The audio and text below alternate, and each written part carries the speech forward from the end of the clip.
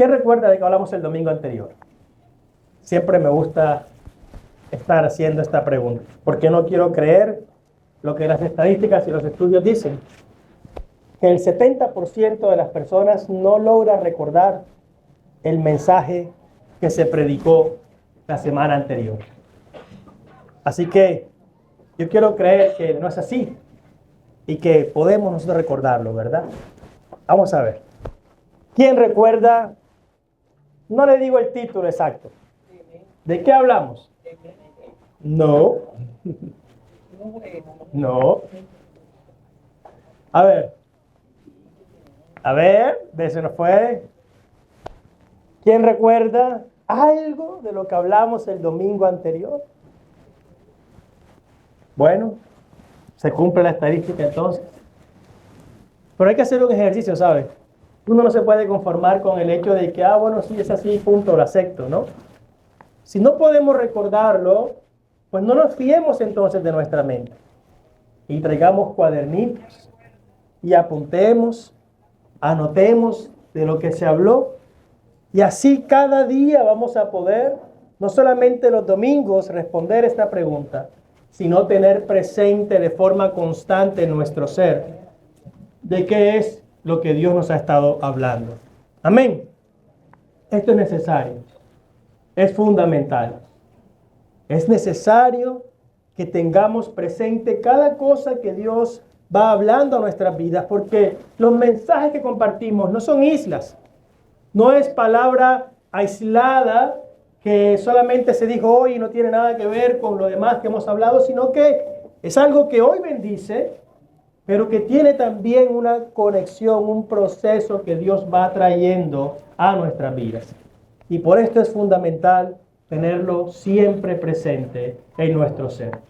Así que hay algunos que antes tenían esa sana costumbre de traer libretas, de apuntar, de rayar. Recuerdo que las Biblias de antes estaban coloreadas. Eso era resaltador por un lado, bolígrafo aunque fuera, ¿sí? Pero hoy como la tenemos en el celular, pues le confiamos todo y no es lo que hoy necesitamos. Amén. Así que a partir del próximo domingo, si es necesario, usted va a traer su cuadernito y va a anotar su blog de notas y apunte. Y si usted puede traer su Biblia física, si la tiene y le es posible, tráigala, ráyela, porque para eso es. Amén. No es para que esté puesta ahí bonita, adornando. No, la palabra tiene que estar, tiene que usarse, tiene que entenderse, interiorizarse. Amén. El domingo anterior estuvimos hablando acerca del reto de la iglesia. Y ese era el título del mensaje. El reto de la iglesia. Y hablábamos que la iglesia tenía fundamentalmente un reto que tenía que ver con el hecho de dejar a un lado todas las apariencias y enfocarnos en lo que realmente es nuestro llamado, en aquello a lo que Dios nos ha estado llamando a nosotros, a afirmarnos en la palabra, a dejar de lado esa presión que hay en el mundo para ser conforme a como el mundo quiere que seamos y estemos cada vez más enfocados en la forma, en la palabra, en lo que Dios quiere hacer en nosotros. Si somos iglesia de Cristo, no podemos ser al mismo tiempo una iglesia del mundo o conforme al mundo. Amén. Y en este mismo sentido, hoy quisiera, antes de entrar al título de este mensaje, hacerle una pregunta. ¿Usted ha escuchado alguna vez una expresión? No encontré la imagen en español, por eso le pido disculpas, pero ¿usted ha escuchado alguna vez la expresión que dice piensa fuera de la caja? ¿Alguna vez lo he escuchado? Creo que los más jóvenes sí lo han escuchado. ¿Tú lo has escuchado? ¿Viste? Los más jóvenes lo han escuchado. Sí. Pero es algo que usamos mucho. Yo lo usaba mucho y la mayoría de libros que te hablan de innovación, yo lo usaba mucho cuando daba estas clases en la universidad y lo enseñábamos mucho. Y es una tendencia, ¿verdad?, que hay a motivar a las personas a que busquen soluciones por fuera de los parámetros establecidos, a que traten de innovar, a que traten de hacer algo nuevo para que puedan mejorar lo existente. Y esto es algo que en el mundo imperfecto que tenemos y susceptible siempre de mejorar y mejorar y mejorar, es necesario, ¿verdad? Pero cuando compartíamos esto, también compartíamos que uno de los grandes problemas que hay cuando uno quiere mejorar algo y donde se fracasa usualmente, sea quiere uno introducir un nuevo proyecto a nivel empresarial, un emprendimiento, etcétera. ¿Por qué muchas veces se fracasa? Porque a veces queremos hacer lo nuevo enseguida sin primero conocer qué es lo que hay dentro. Muchas veces queremos innovar, tratar una nueva forma, sin ni siquiera conocer en realidad cuáles son las formas que ahora mismo hay. Yo no puedo mejorar lo que no conozco. Yo puedo creer que estoy haciendo algo mejor, pero si yo no conozco aquello que supuestamente estoy mejorando, ¿cómo hago para saber si en verdad es mejor o no? ¿Se puede? ¿Obedecerá a algo real o obedecerá más a mi imaginación? Yo me imagino que así está mejor, pero ¿cómo hago para saber si realmente está mejor si no conozco lo que había previamente? Esto es algo que, como le digo, se trabaja mucho cuando estamos enfocando o tratando de que las personas aprendan a tener una mentalidad innovadora. Tienes que innovar, pero para ello necesitas primero conocer lo que hay, para que puedas saber cómo mejorarlo. Esto es perfectamente válido, como lo digo, en este sistema, pero también es algo que lamentablemente se ha ido traduciendo ese error a la iglesia. ¿Y en qué sentido se traduce a la iglesia y a la palabra? En que muchas veces queremos hacer las cosas aparentemente mejor, aparentemente más fácil, pero sin conocer en realidad cómo es que está funcionando ahora, qué es lo que hay. Y hay una presión para que cambiemos lo que hay sin saber siquiera qué es. ¿Y en qué sentido lo digo? En el sentido de la palabra. Algo que usualmente o que caracteriza mucho a nuestra sociedad es que rápidamente hemos ido descartando la palabra. Rápidamente hemos ido descartando la palabra como una fuente de bien. ¿Está? Hola, 1, 2. Ok, ahora sí. Rápidamente hemos ido descartando la palabra como una fuente de bien, como una fuente de lo perfecto. Pero ese descartar lo vamos haciendo casi que a ciegas, porque como le decía, no conocemos de verdad de qué es lo que está hablando la palabra. Y ese es el mensaje de hoy. El título es largo, apúntelo para que no se lo olvide. Pero tratamos de que fuera bastante claro.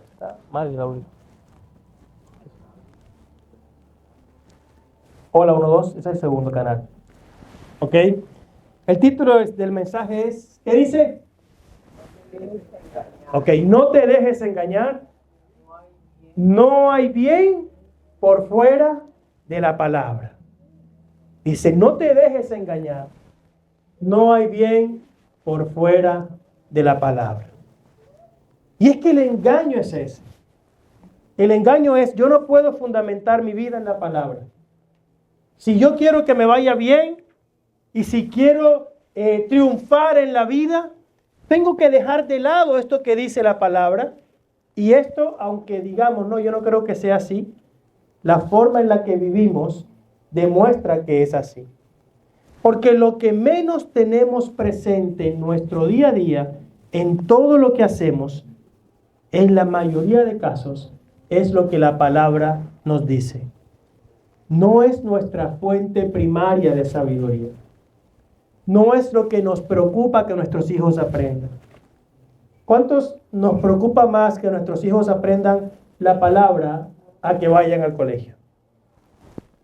Es loco pensar que debo trabajar más o por lo menos a la par el fundamentar en la palabra que en toda la otra parte. Porque en el fondo yo creo, y la sociedad se encarga de mostrarme, que lo que se requiere son las otras habilidades, no la palabra. Y esa presión es un engaño al que nosotros hemos cedido. No es que las otras cosas no sean importantes. Es que se nos ha vendido que esto hay que descartarlo, que ni siquiera hay que conocerlo, porque eso no te sirve para vivir la vida que tienes que vivir en esta tierra. Y nosotros lo aceptamos porque no la conocemos. El primer punto de este mensaje dice de la siguiente forma: en nuestra sabiduría siempre buscamos una mejor forma de hacer las cosas y de avanzar.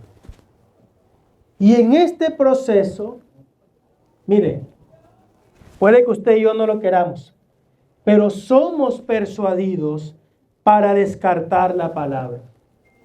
Lo hacemos por desconocimiento, pero desconocer la palabra también ha sido nuestra elección. Y es fundamental. Dice, ¿cuántos quieren que les vaya bien? Todos queremos que nos vaya bien. Y para que nos vaya bien en la vida, nosotros buscamos, tratamos y hemos creído que hay muchas cosas que tenemos que hacer, pero no le damos ese primer lugar en el proceso a la palabra. No creemos que ella sea importante o que sea fundamental en este querer, buscar que nos vaya bien. Y esto es precisamente como le decía, porque no la conocemos. Pero no conocer la palabra también ha sido nuestra elección. Yo puedo elegir conocer la palabra o puedo elegir no conocer la palabra.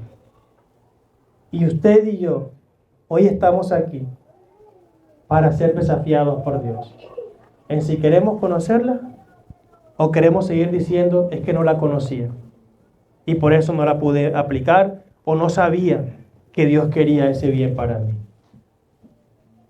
El libro de Deuteronomio, capítulo 30, versículo 15 al 20, dice de la siguiente forma: mira, yo he puesto delante de ti, ¿qué cosa? La vida. ¿Quién está hablando allí? Dios está hablando. Está hablando con su pueblo. Él los convoca, los llama y les dice, miren bien, yo les he puesto delante la vida y ¿qué más? Y el bien, dice. Yo les he puesto delante la vida y el bien, eso es una opción, pero también está delante de ustedes la otra opción, ¿que es cuál? La muerte y el mal. Dice, porque yo te mando hoy que ames a Jehová tu Dios, que andes en sus caminos y guardes sus mandamientos, sus estatutos y sus decretos, para que vivas y seas multiplicado, y Jehová tu Dios te bendiga en la tierra a la cual entras para tomar posesión de ella. Dice, para que tengas bendición a donde vas, para que tengas bendición en donde estás, para que tengas bendición en todo lo que tú hagas, dice el Señor, yo te mando que tú guardes mis decretos, mis estatutos, mis ordenanzas, para que te vaya bien o para que te vaya mal. ¿Qué dice? Para que te vaya bien, para que te vaya bien en la tierra. Y dice el 17, mas si tu corazón se apartare y no oyeres, y mira lo que dice, y te dejares, ¿qué? Extraviar. Dice, aquí no hay inocente, aquí no es que yo no sabía, es que no me enseñaron, es que me engañaron. Aquí dice, no, si tú te dejas extraviar, si tú te dejas conducir de una forma diferente a aquello que yo establecí para el bien, dice él, si tu corazón se apartare y no oyeres y te dejares extraviar y te inclinares a dioses ajenos y les sirviereis. ¿Y qué está diciendo con esto él? No está diciendo solamente el hecho de que tú tengas imágenes y les sirvas y te inclines a ellas. Él está hablando de poner en primer lugar en tu corazón a alguien diferente a él, que tengas otro Dios. ¿Y qué es un Dios hoy? ¿O cuáles son nuestros dioses hoy? Bueno, no voy a decir nuestros dioses, digo los dioses en general que la humanidad ha tomado. El dinero es uno, porque puede haber palabra de Dios, pero el dinero está dictando otra cosa. ¿Y cuál va a ser usualmente la respuesta? La respuesta es la que me dé el dinero, aunque la palabra diga otra cosa. Y cuando el dinero tiene el primer lugar, que Dios, en mi corazón no solamente hay avaricia, en mi corazón hay idolatría. Porque si mi mayor temor en la vida es quedarme sin dinero, y mi mayor temor en la vida no es que mi vida no sea agradable a Dios, yo tengo un Dios en mi vida y se llama dinero, porque a Él le temo, porque Él me hace feliz, porque creo que Él soluciona mis problemas. Y el Señor dice que si yo me dejo extraviar, me está advirtiendo también, mira, van a venir de todas partes ataques para tratar de que tú te extravíes, para tratar de que tú te apartes. Te van a presionar de todas las formas para que tú dejes de hacer a Dios tu Dios y empieces a escuchar y a seguir otras cosas, otras personas, otros sistemas. Pero al final dice, ¿eres tú quien se deja extraviar o eres tú quien dice, yo no me voy a dejar extraviar? No es que no lo vayan a tratar, pero al final es mi decisión. Si yo me dejo extraviar o no me dejo extraviar. Amén. Así que aquí dice básicamente, no hay excusa. Te van a querer extraviar, pero tú no tienes que dejarte. ¿Por qué? Dice él. Porque si esto pasara, entonces dice el 18, yo os protesto hoy que de cierto ¿qué? Pereceréis, que de cierto morirás, está diciendo. Y desde Génesis, cuando el Señor habla y le dice al hombre y la mujer, si comen de este fruto, ustedes van a morir ese día. Cuando el hombre y la mujer se comieron el fruto, le pregunto a ustedes, ¿murieron ese día?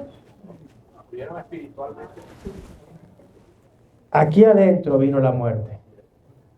Y entró la muerte a todos los hombres. Y hay cosas que como no vemos que pasan de inmediato. Dice, no, pero ahí dice que si yo desobedezco, yo esto voy a perecer y yo no veo que morí.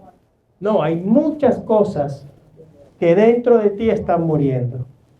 Hay muchas cosas que dentro de ti están pasando. Estás entrando en cadenas, en esclavitud, y esto es muerte. Y esto se cumple. Y dice el Señor, no prolongaréis vuestros días sobre la tierra donde vais, pasando el Jordán para entrar en posesión de ella. Y dice el 19, a los cielos y a la tierra llamo por testigos hoy contra vosotros, que os he puesto delante, vuelve a decir, ¿qué cosa está delante? La vida y la muerte, la bendición y la maldición. Delante de todo ser humano, mire, Israel representa el pueblo de Dios. Israel es la primicia. Este mensaje fue primeramente dado a Israel, diciéndole Dios en Israel, recibiéndolo toda la humanidad en ellos. Ellos recibieron la palabra, pero para usted y para mí es también la palabra. Y a ellos les está diciendo el Señor, miren, ustedes tienen delante, y hoy nos está diciendo a nosotros tenemos delante 2 caminos en la vida. No hay 3, ni hay 4. Hay un camino de bendición y hay un camino de maldición. Está la vida y está la muerte. No hay un camino que es de medio vida y de medio bendición y de medio maldición. No, dice, hay un camino de bendición y hay un camino de maldición. Y el Señor dice, tengo testigos, cielo y tierra, porque estoy dando esta palabra, dice, y me son testigos, que la elección está delante de ustedes. Y dice, la bendición y la maldición. Entonces dice, escoge pues la vida. Y así como hay quienes quieren extraviarte, Él también te está incitando y diciendo, delante de ti está la bendición y la maldición, la vida y la muerte. Yo te digo, te sugiero, escoge la vida.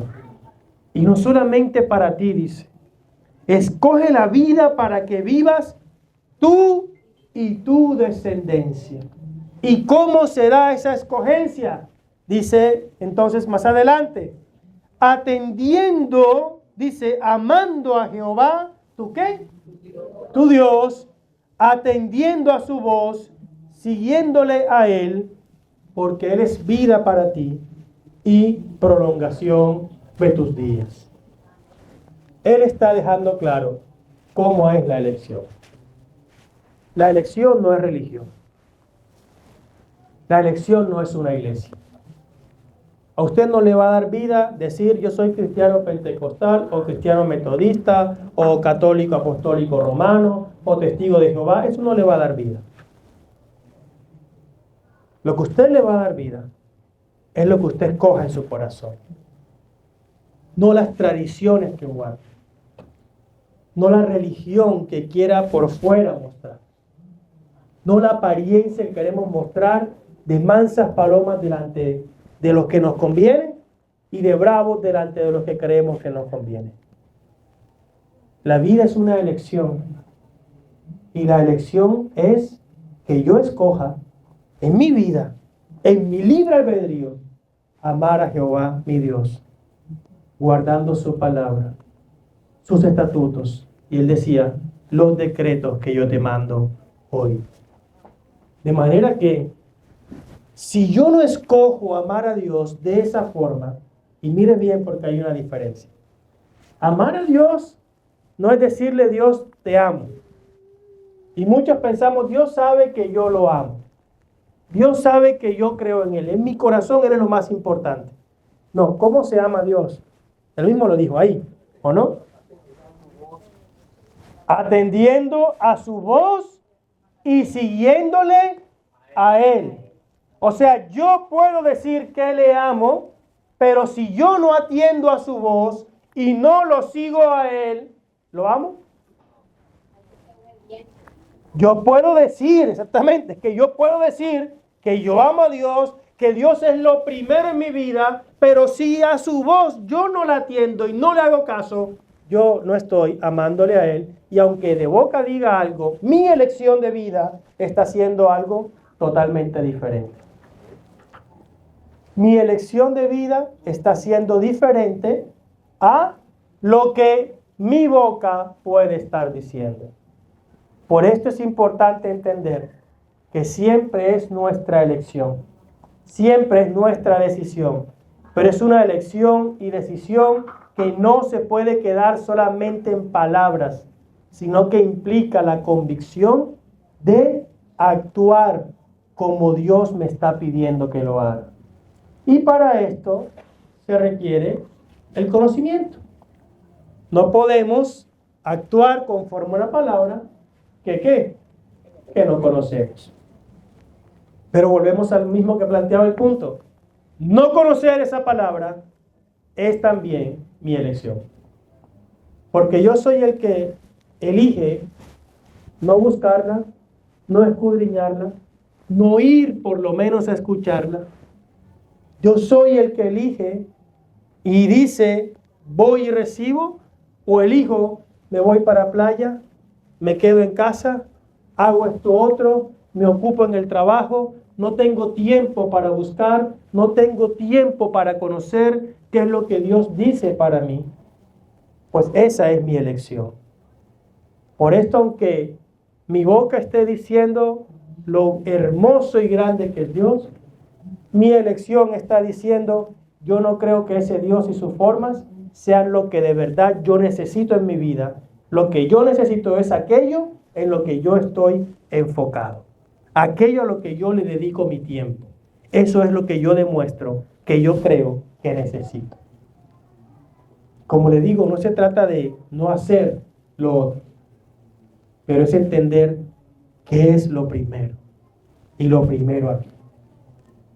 Lo primero aquí en el corazón. Hermano, allí cuando se trata de predicar la palabra, nosotros tenemos que ver primero el trasfondo de la palabra, porque Dios empieza a demandarnos a nosotros mismos cuando le predicamos la palabra, porque los primeros juzgados vamos a ser aquellos que predicamos la palabra. Amén. Yo quiero avanzar al segundo punto de este mensaje que dice, una y otra vez seremos presionados para ir por fuera de la palabra.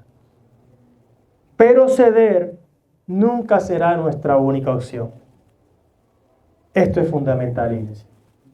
Una y otra vez nosotros somos presionados para ceder en la palabra.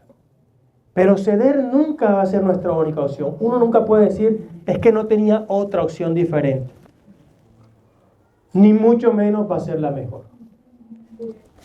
Si no lo hacemos, si no cedemos, nosotros veremos la verdadera bendición. Aun cuando conocemos la palabra, hay mucha presión y lo que las circunstancias hacen es que el conocimiento que tenemos de la palabra, digamos nosotros, no es suficiente aplicarla para resolver esta situación. Como siempre comparo y siempre traemos los ejemplos de las mentiras. Muchas veces pensamos que a veces no nos queda otra opción que mentir. Pero si somos objetivos, claro que tenemos otra opción a mentir. Podemos asumir las consecuencias de lo que pasó o hicimos o dejamos de hacer. Pero nos da temor la consecuencia. Y el temor nos lleva a pensar que mi única opción es mentir. Y yo pienso que como en lo que yo miento, de pronto no tiene nada que ver con otras áreas personales de mi vida, de mi familia, etcétera. Yo pienso eso no le va a impactar a mi familia. Pero no. Cuando yo miento, no importa el área en que yo lo haga, yo estoy abriendo una puerta de maldición y escogiendo para mí y para mi familia maldiciones que ni me imagino que llegan a mi casa a causa de que yo estoy mintiendo en el trabajo. Y puedo pensar que tiene que ver una pelea de marido y mujer con que yo mienta en el trabajo. Pues tiene que ver con que abrimos puertas en nuestra vida a que entre la maldición y la maldición no está bajo mi control. Yo no puedo controlar en mi vida qué maldiciones me van a llegar y cuáles no. Cuando yo abro una puerta y se mete lo que otro determina que se meta. Y yo, no, pero es que no tiene nada que ver. No, tiene todo que ver. Porque dice Eclesiastés 18, el que a portillare vallado le morderá la serpiente. Entra y lo que entra daña. Nosotros no sabemos, no somos conscientes del impacto real que tiene cuando nosotros quebrantamos cualquiera de los mandatos del Señor. Y como le digo, muchas veces lo hacemos por la presión. Porque la presión te dice, no hay ninguna opción posible. tienes que ceder. Pero esa nunca será la respuesta. Nunca será la verdadera salida. Y dice en Mateo capítulo 4, verso 2 al 11, que después de haber ayunado 40 días y 40 noches, ¿qué tuvo? Hambre, dice. Después de haber ayunado 40 días y 40 noches, tuvo hambre. Y vino a él el tentador. Y dice que ese tentador le dijo: si eres hijo de Dios, di que estas piedras se conviertan ¿en qué? En pan. Si él tiene hambre y viene alguien y le recuerda, pero tú no eres hijo de Dios todopoderoso, pues si tienes hambre, que estas piedras se conviertan en pan. Y pudiese en su carne decir, pues te voy a dejar callado y te voy a demostrar que sí soy y voy a convertir estas piedras en pan. Pero aunque esa era la tentación, él dijo, respondió Jesús al tentador, escrito está. ¿Con qué respondió? Con palabra que conocía, no con palabra que se imaginaba, con palabra que conocía. Dijo, escrito está, no solo de pan vivirá el hombre, sino de toda palabra que sale de la boca de Dios. Y se lo dijo después de 40 días, donde dice que tuvo hambre. Y no creo que el hambre sea el hambre que usted puede sentir ahora, haber desayunado a las 8 de la mañana. Y algunos ya tienen hambre. ¿Sí? Pero era una hambre de 40 días la que estaba teniendo él. Pero aún así dijo, no solo de pan vivirá el hombre, sino de toda palabra que sale de la boca de Dios. Yo le pregunto algo, cuando él dijo eso, ¿se le habrá quitado el hambre? Tenía hambre. Él tenía hambre y después de confesar la palabra, siguió teniendo hambre. Esa es otra parte esencial para entender cuando el ceder sigue dejando de ser nuestra única opción. Porque pensamos de que no, pero si ya guardé la palabra, si ya hice esto, debo ver esta respuesta. Inmediatamente él no vio la respuesta. No dice que apenas que él dijo eso, enseguida se llenó o se le apareció un pan. No, él siguió con hambre, pero siguió firme y no cedió. O sea que aunque tenía una presión, aunque estaba viviendo una circunstancia difícil, me imagino el dolor de cabeza que podía tener, me imagino la gastritis que tenía, me imagino las dolencias, lo débil que estaba, pero a pesar de todo eso, no cedió. La circunstancia no cambió, pero él permaneció firme y no cedió. Sigue diciendo entonces el diablo le llevó a la santa ciudad y le puso sobre el pináculo del templo y le dijo, si eres hijo de Dios, échate abajo, tírate desde ahí, porque escrito está, le dijo el diablo, le citó una palabra que dice que a sus ángeles mandará acerca de ti y en sus manos te sostendrá para que no tropieces con tu pie en piedra. Le está diciendo Jesús, mira, la palabra dice que al Hijo de Dios nada le va a pasar. Que Dios va a mandar los ángeles para que estén ahí en cualquier momento. Así que prueba que tú eres el Hijo de Dios. Tírate de aquí y mira a ver si los ángeles aparecen de verdad. Compruébame. Como a nosotros también nos vienen estas tentaciones. Si Dios está conmigo, entonces tiene que pasar esto. Y él dijo, no, Señor.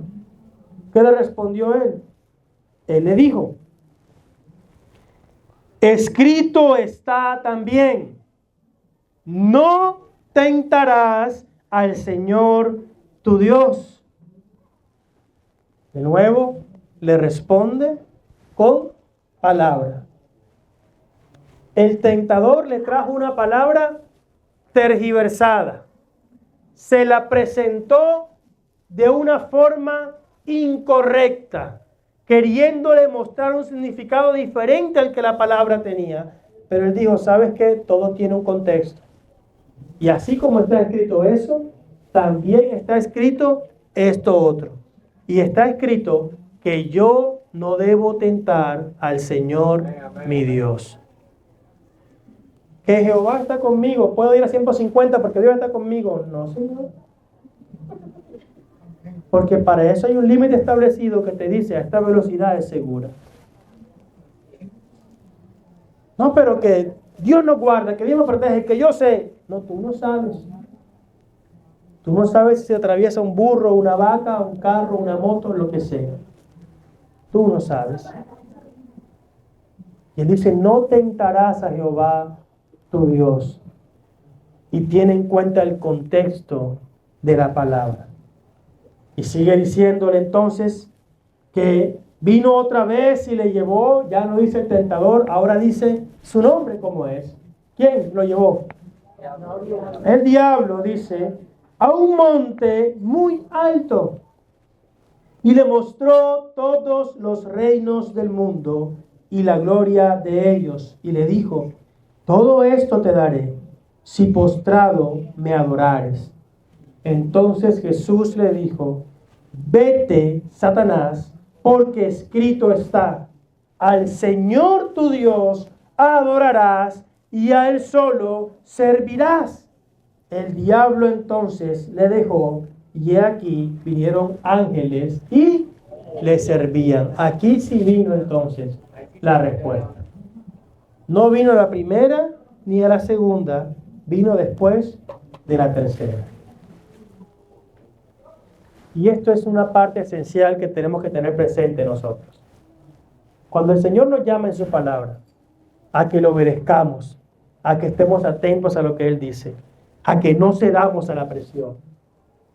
Muchas veces nosotros resistimos una vez y para la segunda ya estamos bastante débiles. Y a la tercera usualmente ya no resistimos. Es que yo traté de esa forma y tú dices, Señor, que la blanda respuesta quita la ira. Y cuando me gritaron la primera vez, yo dije, pero tranquilo. Cuando me gritaron la segunda vez,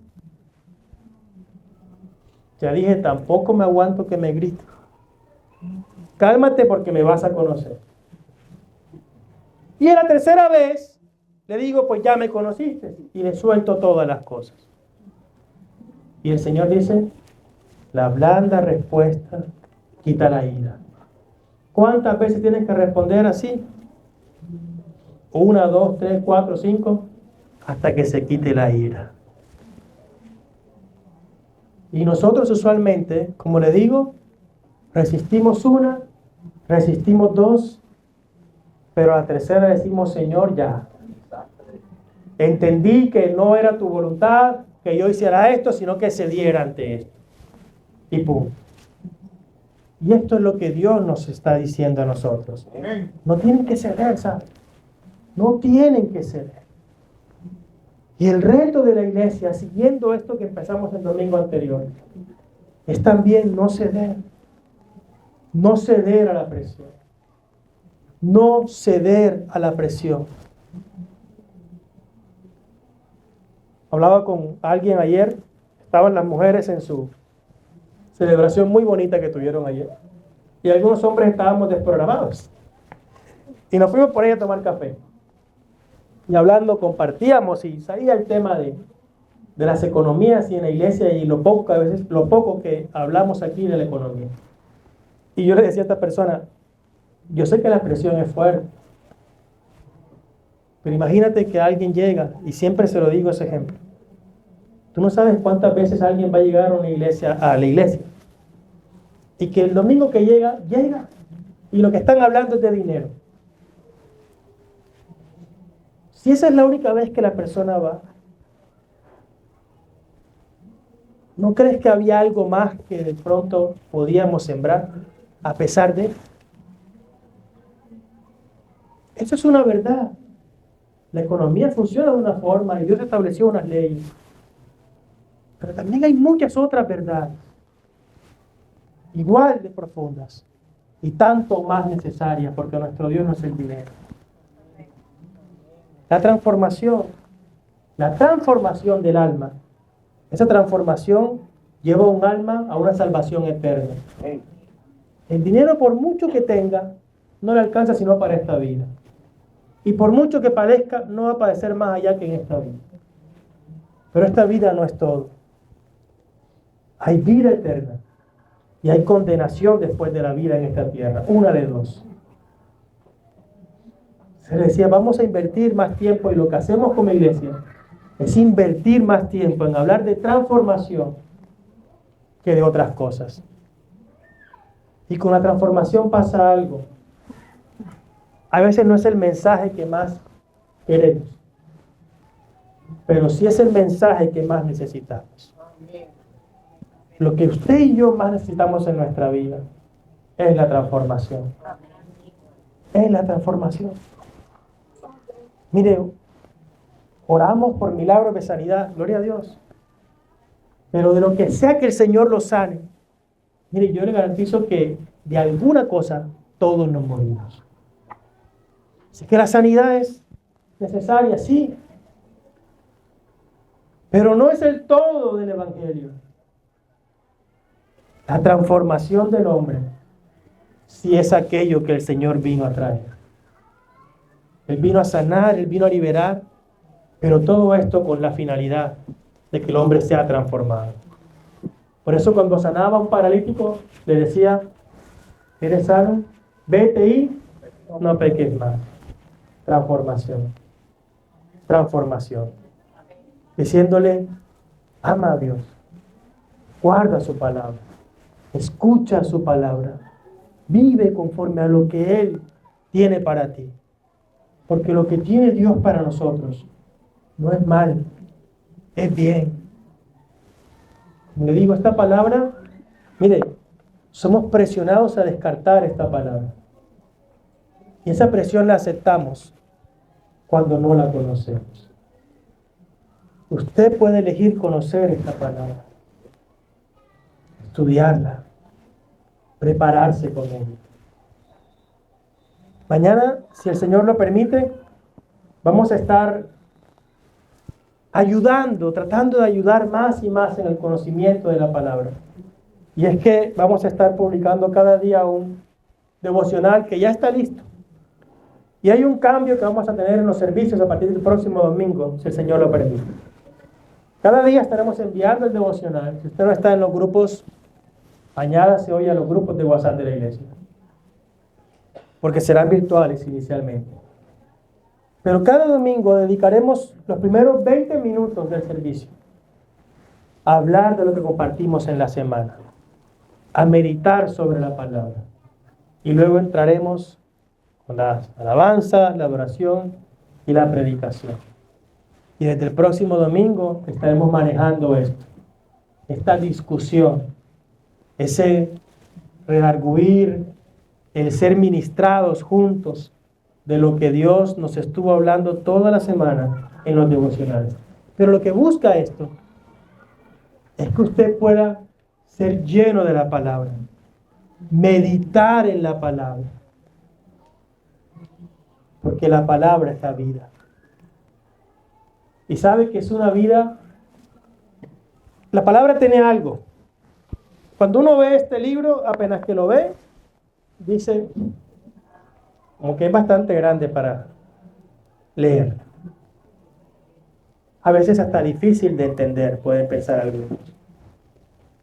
Y el mismo Señor lo sabe.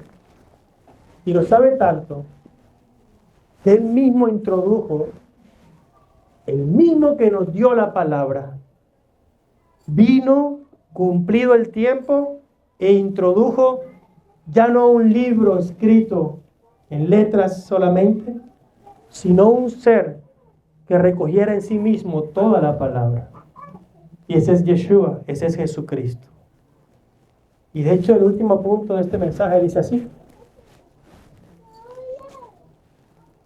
para resistir y comprobar el bien, necesitamos conocer la palabra. Y esta ya no son mandatos difíciles de leer, y difíciles entre comillas, sino una vida que ver, que si aceptamos y amamos, nos dará acceso ilimitado a todo cuanto necesitamos. Para conocer la palabra, ya no es solamente, o ya la palabra no es una palabra escrita, escondida, que solamente unos sabios tenían acceso a ella, sino que a través de la persona de Yeshua, esta palabra ya no está solamente como un texto escrito, sino que hay una vida que testifica qué es lo que la palabra en sí quiere decir y qué es lo que la palabra puede lograr. Y su nombre es Jesús. En hebreo, Yeshua, que lo mencionamos tantas veces.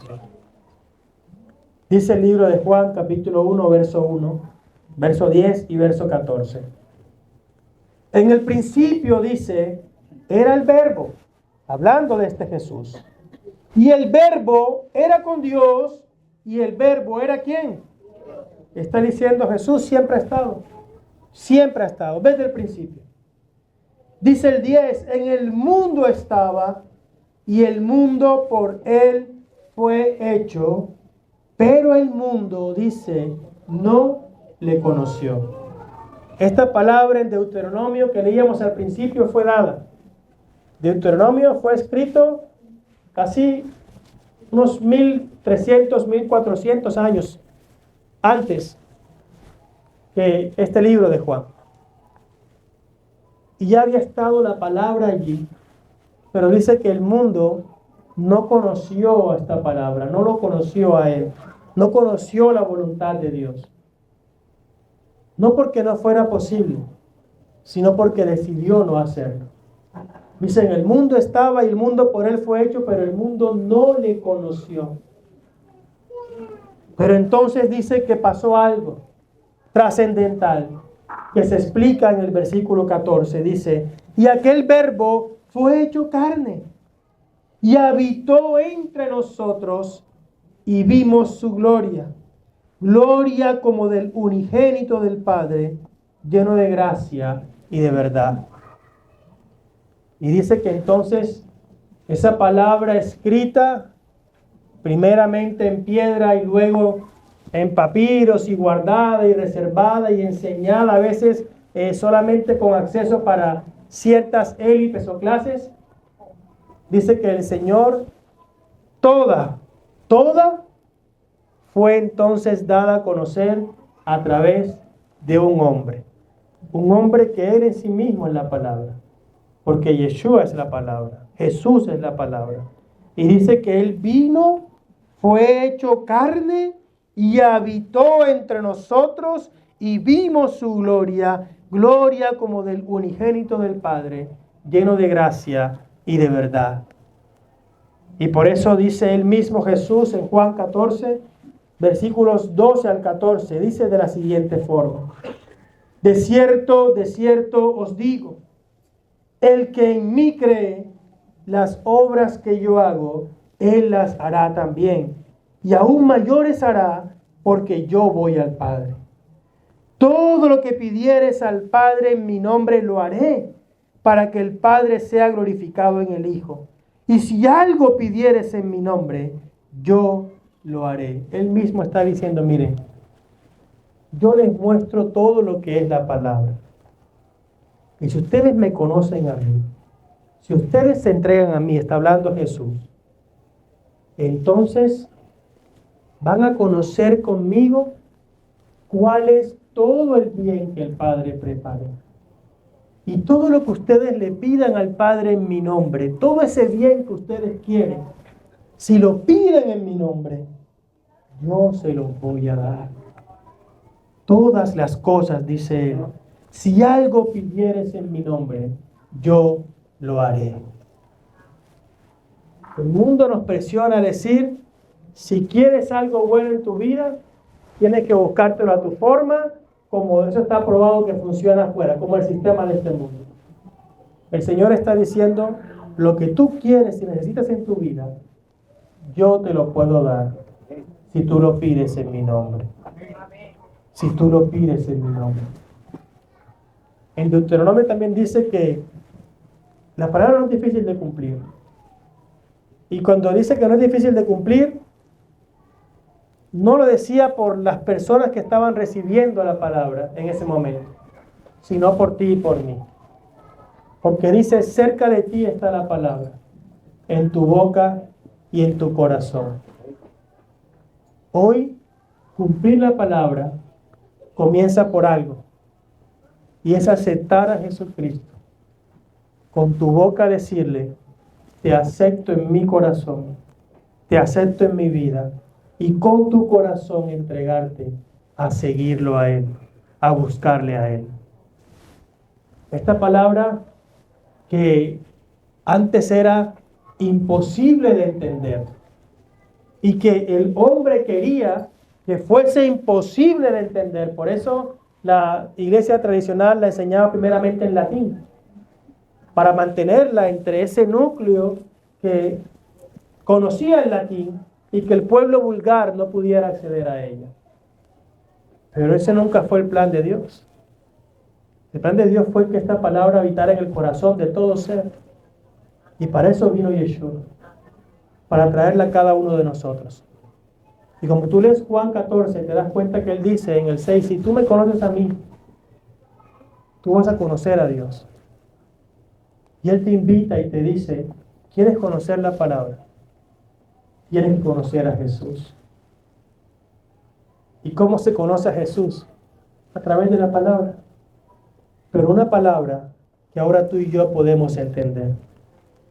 Antes no era posible entenderla. Ahora tú donde estás, en tu habitación, tú puedes tomar esta palabra en el celular, en la Biblia física, y puedes decirle, Señor Jesús, ayúdame a entender esta palabra, a conocerte a ti a través de la palabra. Y Él va a empezar a hablar a tu vida. Y va a empezar a mostrarte su voluntad a tu vida. Y va a empezar a transformar tu vida. Cuando uno más y más conoce la palabra, uno más va entendiendo que toda tu vida la puedes cimentar en la palabra sin necesidad de otras cosas y otras añadiduras. Cuando más y más conoces la palabra. ¿Y cuál es la invitación? ¿Y cuál es el reto, iglesia? No dejarnos engañar. La bendición está en la palabra, no por fuera. Saben que estos son tiempos peligrosos, son muy peligrosos. Porque dice la misma palabra advirtiendo de estos tiempos, que se iban a levantar muchos hombres siguiendo su propio deseo, su propia concupiscencia, e iban a estar levantando multitudes que se le añadieran, no a Dios, no a la iglesia del Señor, sino a la propia concupiscencia de ellos, a sus deseos. Y hoy hay mucha iglesia, sí, pero mucha iglesia que responde más al deseo de los hombres que a la palabra de Dios. Y si nosotros no estamos conociendo la palabra, estamos pensando que todo es igual y que todo bendice. Y no todo es igual y no todo bendice. La palabra, esta palabra, nos es necesario conocerla. Por eso yo sé que es más fácil si de pronto nada más le doy un versículo y dedico una hora a contarle historias y chistes y hacemos un culto animado. Y usted podrá salir, ay, chévere, me gustó y relajado. Pero aquí vacío de palabras. Sí, el pastor me hace reír, me gusta porque es chévere. Pero la palabra aquí, ¿o podemos dedicarnos a escudriñar más y más la palabra y a entender que en esta palabra está nuestra vida? Que en esta palabra está nuestra vida. Y que usted esté donde esté, sepa que siempre que usted acuda a esta palabra, usted va a encontrar vida. Y podrá estar rodeado, o podrá estar en una iglesia, o podrá estar como hay algunos hermanos conectados en otras ciudades, en otros países, que de pronto no tienen la oportunidad de congregarse, pero donde están, se conectan con la palabra. Tienen tiempo para escudriñar esta palabra, para conocer a Jesús, que es la palabra viva, el testimonio vivo. Y sus vidas son transformadas.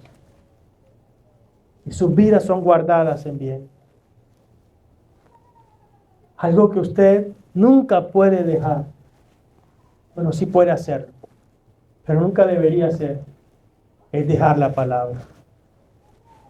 La palabra es su vida.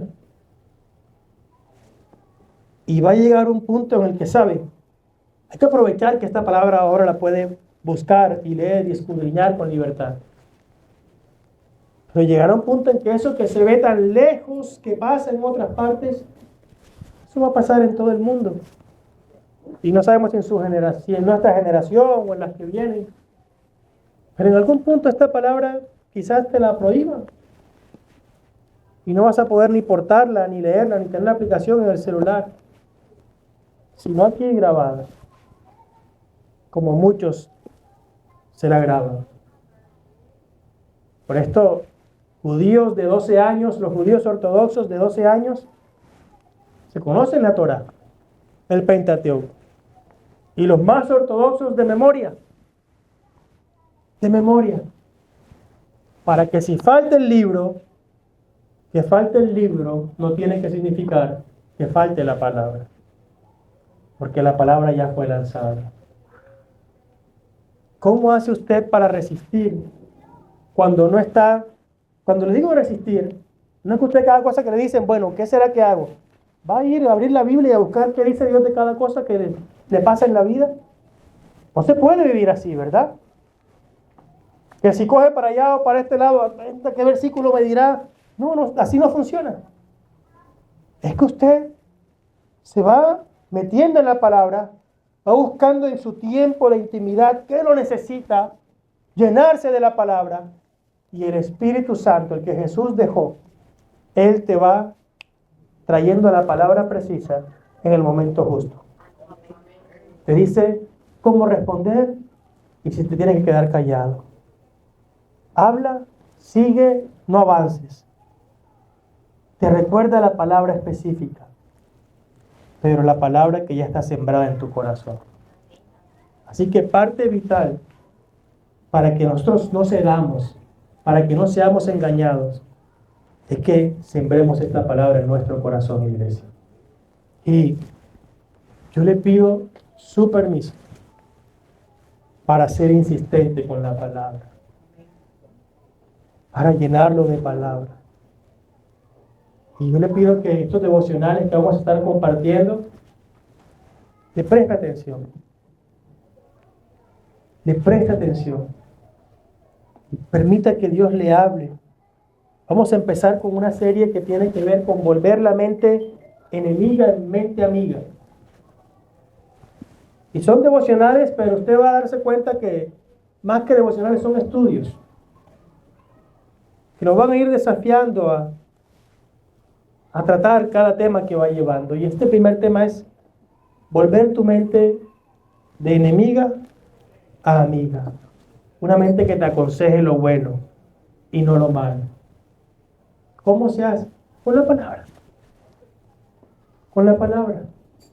Vamos a llenarnos de palabra.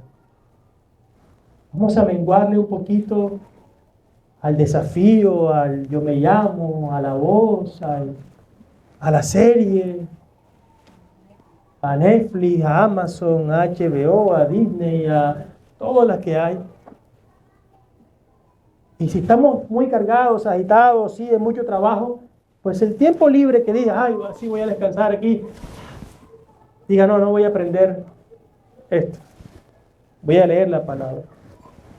Si tuvo 15 minutos libres, 15 minutos de palabra, esto le va a dar más vida que las carcajadas o lo que sea que nos produce la serie que nos vemos. Yo te pido, Dios del cielo, que seas tú ayudando a cada persona que está aquí presente y a los que están escuchando este mensaje.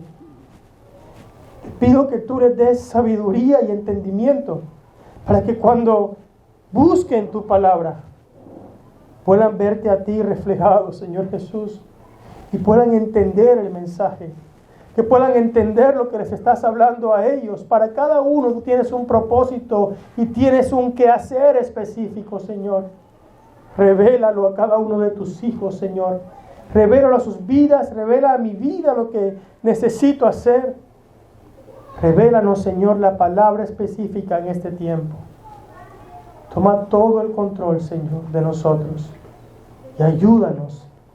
Danos el entendimiento de tu palabra y danos esa vida que tú prometes a través de ella. En el glorioso y poderoso nombre de Jesucristo, nuestro Señor. Amén y amén. Y a los hermanos que están, eso al Señor. A los que están allí conectados, los invitamos a que el día martes se conecte al tiempo de clamor.